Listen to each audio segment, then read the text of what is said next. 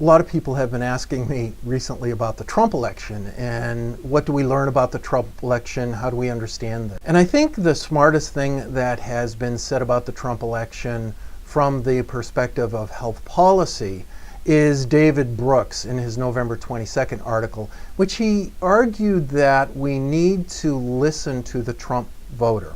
Working class voters with household incomes, assuming two kids, of like $25,000 to $55,000 per year. These are our cops, our firefighters, our teachers, okay? We need to listen to them. These working class voters, as David Brooks quotes Joan Williams here, he admires rich people but disdains professionals. The teachers who condescend to him, the doctors who don't make time for him, the activists whose social justice definition never seems to include the suffering of people like him.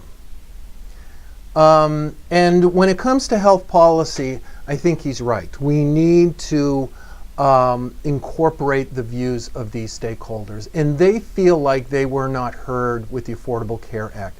Yes, they got subsidies, but the perception is that the vast majority of the attention within the Affordable Care Act went to government programs for the poor and providers, and they received little attention. And after reading the Affordable Care Act, I would have to agree with them.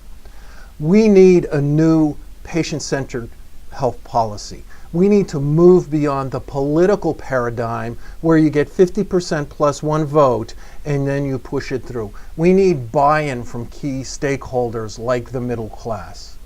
Obviously, we can't accommodate everybody, but we can't overlook a group like the working class. We're going to lose the ACA because we overlook the working class. Let me give you an example of what I mean.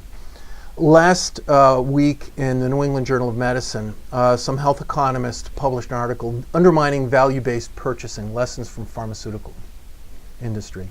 And they argued, let's take a cop. He has two kids. His wife is sick with late-stage metastatic lung cancer. He earns $45,000 per year, has pretty good health insurance. There's a new lung cancer drug out, Opdivo by Bristol Myers Squibb. Very expensive, costs thousands of dollars per month for him to use this drug. But Bristol Myers Squibb will give this cop a coupon to offset his expenses. These health economists want to make it illegal for this cop to use a coupon to help his wife survive a little while longer. No wonder the working class hates us. They're right. We need a new patient-centered health policy.